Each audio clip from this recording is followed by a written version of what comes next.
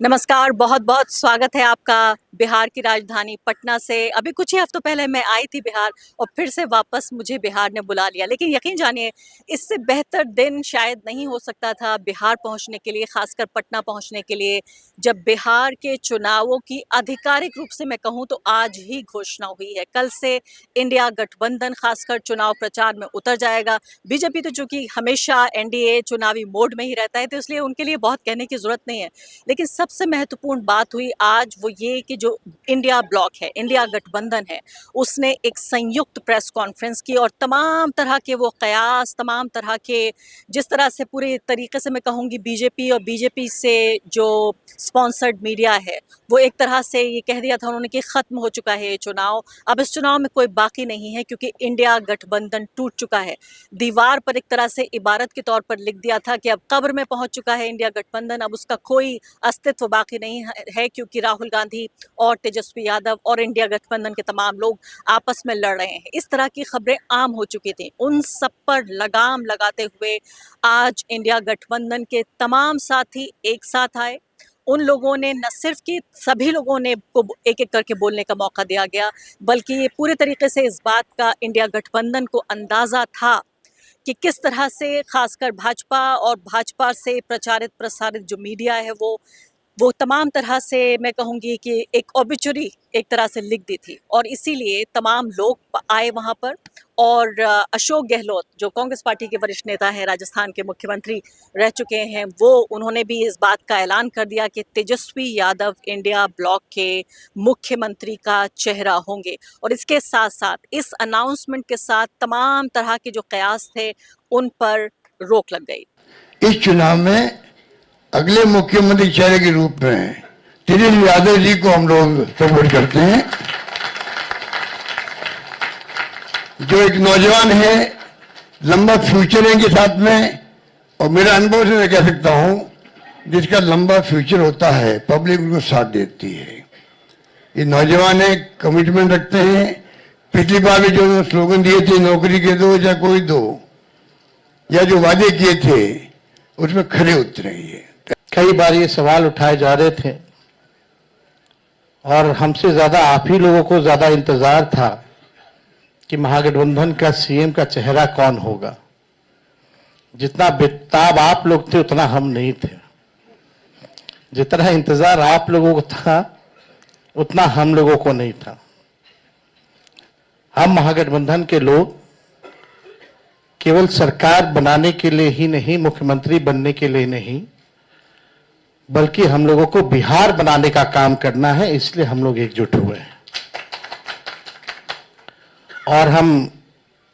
आदरणीय लालू जी का, राबड़ी देवी जी का, मैडम सोनिया गांधी जी का, राहुल गांधी जी का, खरगे साहब जी का, प्रियंका गांधी जी का, दीपांकर जी का, मुकेश साहनी जी का, डी राजा साहब जी का, आईपी गुप्ता जी का, बेबी साहब जी का, नरेश जी, ललन जी का हम दिल से धन्यवाद देते हैं कि सभी महागठबंधन के साथियों ने मुझ पर पुनः भरोसा जताया है। इसके लिए सभी हमारे महागठबंधन के नेता हों, कार्यकर्ता हों, उन सब लोगों को दिल से हम धन्यवाद देते हैं और उन सभी लोगों से जरूर कहना चाहेंगे कि जो उम्मीद, जो विश्वास आप लोगों ने हम पे जताया है, उस उम्मीद पर हम जरूर खरे उतरेंगे और मिल करके जो डबल इंजन की सरकार है, एक इंजन भ्रष्टाचार में है, एक इंजन अपराध में है, ऐसी 20 साल पुरानी निकम्मी सरकार को हम लोग उखाड़ करके फेंकेंगे। और गांधी मैदान, पटना का ये ऐतिहासिक गांधी मैदान, आप भी अब तक समझ गए होंगे कि मेरी बहुत लोकप्रिय जगहों में से तो एक है ही, लेकिन मेरी फेवरेट जगहों में से एक है। ये पूरा गांधी मैदान एक तरह का एक नमूना पेश करता है कि बिहार क्या है, पटना क्या है। अलग अलग तरीके से आप देखते हैं यहाँ पर तमाम तरह के, खासकर युवा वर्ग वो यहाँ कोई एक्सरसाइज कर रहे हैं, कोई ट्रेनिंग का अपना काम कर रहे हैं। आज भी हम वही देख रहे हैं, शाम का वक्त है, मौसम अच्छा हो चुका है, अक्टूबर का महीना तकरीबन गुजर रहा है। तो अब तेजस्वी यादव ने खासकर युवाओं के लिए कई तरह की घोषणाएं की हैं, उन्होंने महिलाओं के लिए कई तरह की घोषणाएं की हैं, और साथ साथ उन्होंने इस बात को कहा कि हमें तो शायद इस बात का इंतज़ार नहीं था, क्योंकि इंडिया ब्लॉक को इस बात की पहले से एक समझ थी, एक अंडरस्टैंडिंग थी सभी लोगों के बीच कि तेजस्वी यादव ही मुख्यमंत्री पद के दावेदार होंगे या चेहरा होंगे इंडिया ब्लॉक की तरफ से। हालांकि जब वो ये कह रहे थे तो मुझे भी लग रहा था कि विश्वास थोड़ा सा कम नज़र आ रहा है उनके ऊपर, क्योंकि इस बात से कोई इनकार नहीं कर सकते कि जहां एक तरफ दरबारी सरकारी मीडिया लगातार ये कहता रहा कि इंडिया गठबंधन, इंडिया ब्लॉक इज ओवर, कहानी वहां नहीं थी, लेकिन कहानी यहाँ भी नहीं थी कि कोई सिलवट नहीं हो, कोई झुर्री नहीं हो, ऐसा भी नहीं था। तो यानी समस्याएं थीं, और इन समस्याओं को सुलझाने के बाद आखिरी वक्त में बिल्कुल इंतज़ार तब तक किया गया जब तक कि वाकई पूरी तरीके से आश्वस्त नहीं हो गया पूरा गठबंधन कि वो एक साथ हैं। यहाँ एक दिलचस्प बात आपको बताना चाहती हूँ, जो मेरा एक ऑब्जर्वेशन है, वो ये कि तेजस्वी यादव तो मुख्यमंत्री पद के उम्मीदवार होंगे और चेहरा होंगे। मुकेश साहनी जो हैं वो वीआईपी पार्टी के, वो उप मुख्यमंत्री का नाम उन्होंने लिया। लेकिन इसके बाद अशोक गहलोत ने जो एक बात कही, एक तरह की मिस्ट्री की तरह, एक पहेली की तरह, वो था कि और आपके बिहार के दूसरे समाजों से आने वाले लोगों को भी प्रतिनिधित्व दिया जाएगा, उनमें से भी एक को उप मुख्यमंत्री बनाया जाएगा। अब यहाँ पर पूरे तरीके से कयास आराइयाँ हो रही हैं, गर्म है बाजार यहाँ अफवाहों से कि क्या उन समाज का मतलब ये तो नहीं कि मुस्लिम समुदाय का जिक्र कर रहे हैं, क्योंकि आपको इस बात का अंदाज़ा है कि बहुत सारी समस्याएं गठबंधन के अंदर हैं, लेकिन इसके अलावा मुस्लिम जो समाज है उसको भी काफ़ी हद तक ये अभी भी समस्या है, ये भी नाराज़गी है कि आबादी के अनुपात में अगर देखें तो जो टिकटों का बंटवारा हुआ है आरजेडी की तरफ से, कांग्रेस यानी कि पूरा इंडिया गठबंधन का अगर मान ले हम मिलाकर, तो उतना बेहतरीन नहीं है। और इस तरह से नाराज़गी है मुस्लिम समुदाय में कि उनकी आबादी के अनुपात से कहीं कम उनको सीटें मिली हैं, उनके उम्मीदवारों को खड़ा किया गया है। ये बात खासकर मुसलमानों को नागवार गुजरी है, और इसलिए एक हो सकता है सेक्शन ऐसा भी हो सकता है मुसलमानों का जो एमआईएम की तरफ एक तरह से झुकता हुआ नजर आ रहा है। ये तो चुनाव जैसे जैसे नज़दीक आएगा उस बात का अंदाज़ा होगा। लेकिन क्या अशोक गहलोत जब ये कह रहे थे समाज, तो क्या वो मुस्लिम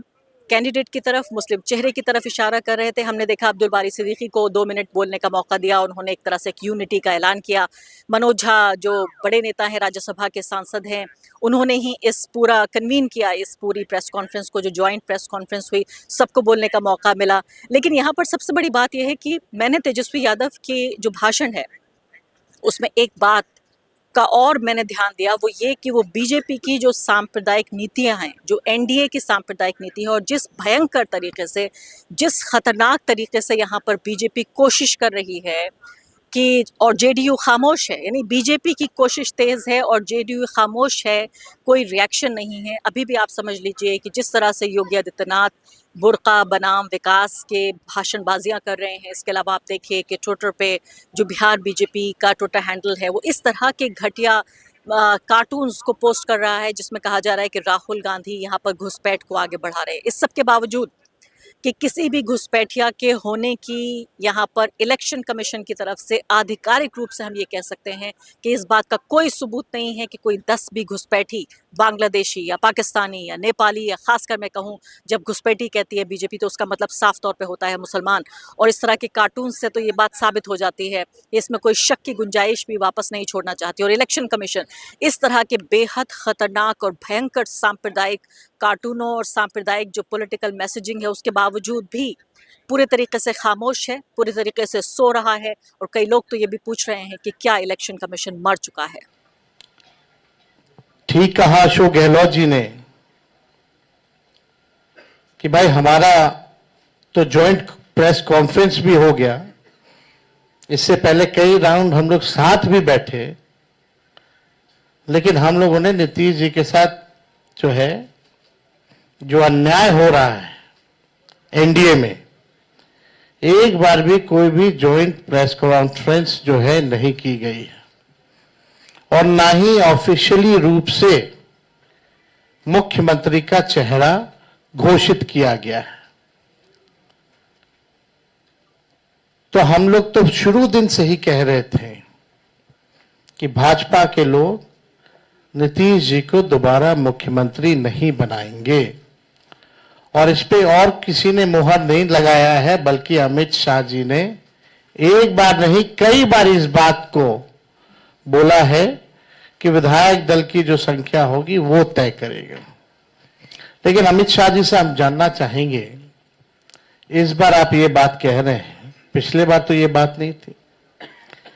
यह लगातार 20 साल से एनडीए की सरकार है, हमेशा से मुख्यमंत्री का चेहरा आप लोगों ने घोषित किया।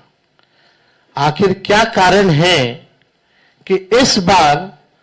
आप नीतीश कुमार जी का मुख्यमंत्री के चेहरे का नाम का घोषणा क्यों नहीं कर रहे? अब ये सवाल बड़ा खड़ा होता है। तो हम लोग तो जो कहते थे वही हो रहा है। और आप देख लीजिए, जो भी जनता दल यूनाइटेड में जो नेता हैं, नीतीश जी के खराब सेहत का वो चेहरे का इस्तेमाल करके 3-4 नेता जो भाजपा के लिए ही काम कर रहे हैं, जो जनता दल यूनाइटेड को खत्म करने में लगे हैं, अब चुनाव के बाद जनता दल यूनाइटेड को भी ये लोग खत्म कर देंगे, दल नहीं रहेंगे। यानी आप मान के चलिए कि नीतीश कुमार जी का ये आखिरी चुनाव है। ये स्पष्ट अमित शाह जी ने कर दिया है। तेजस्वी यादव का 1 साल से ज्यादा का जो कार्यकाल रहा उप मुख्यमंत्री के तौर पर, अभी 2 साल पहले की ये बात है, उसके बाद से यहाँ युवा लगातार उन्हें याद करता है कि जिस तादाद में यहाँ नौकरियां लोगों को दी गई और उसी तरह से फिर वो सरकार का खात्मा भी हो गया और उसी के इंतजार के तौर पर लगातार युवा यहाँ देखता रहता है। अभी भी तेजस्वी ने जिस तरह से पढ़ाई, कमाई, दवाई, सिंचाई, ये जो नारा उनका पहले भी रहा है, इस नारे को वापस लेकर आए। लेकिन एक और महत्वपूर्ण बात यह है कि जिस ब्लूप्रिंट को बार बार मांग कर रही थी जो मीडिया है, जैसे मैंने कहा कि बीजेपी स्पॉन्सर्ड या एनडीए स्पॉन्सर्ड मीडिया,